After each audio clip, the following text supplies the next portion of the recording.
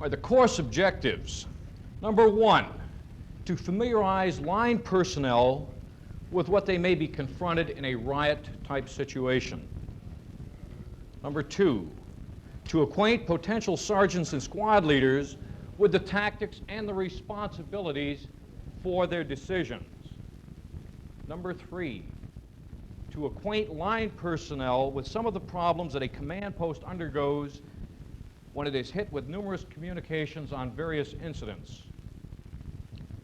And number four, to instill in all officers, both line and supervisory personnel, the necessity for developing a plan of action and adjusting that plan as the situation changes. The situation you're going to be confronted with today, you have a parade, a peace movement. All information that you've been able to obtain about this parade, it is that of a peaceful nature.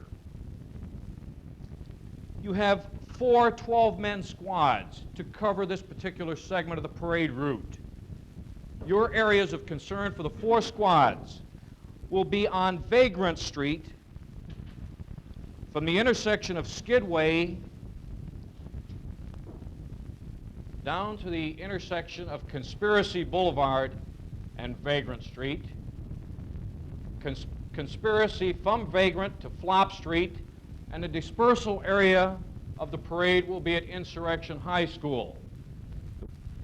You'll have 1 command post vehicle, completely staffed.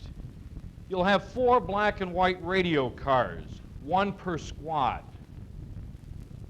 You'll have 4 shotguns, 1 per squad.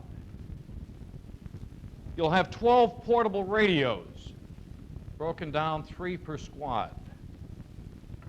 You'll have 1 tear gas kit located in the 4th Squad Leader's unit. And the only available personnel and equipment that you'll have would be 2 anti-sniper teams, 2 anti-sniper teams with an ETA of approximately 25 minutes. The parade reaches Squad 1's area at 10:55 a.m. That's this particular area right here, Squad 1, with several minor incidences having occurred earlier along the parade route.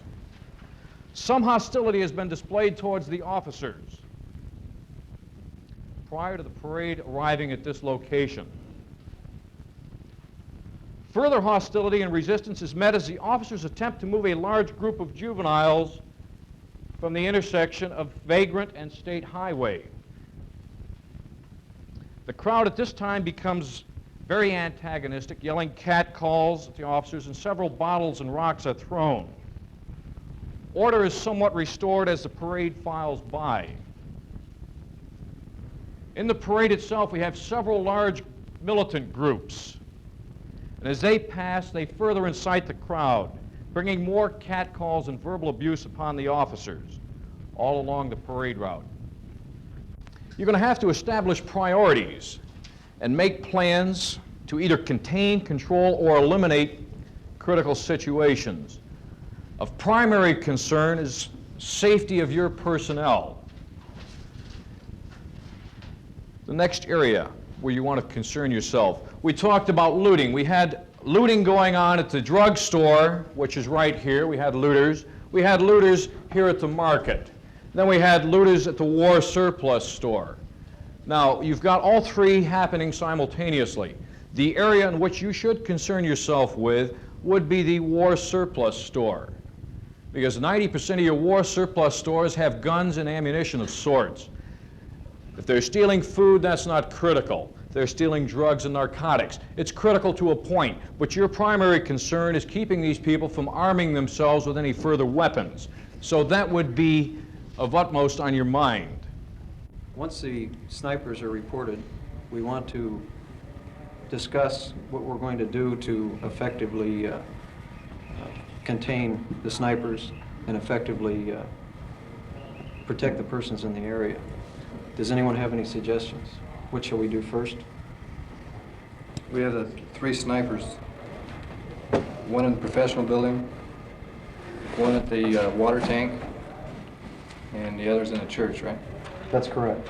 So the first thing we're going to do is locate the snipers. We've located 1, like deputy said, on the top of the professional building, one in the church steeple, and one on the water tower. What is the second thing we should do?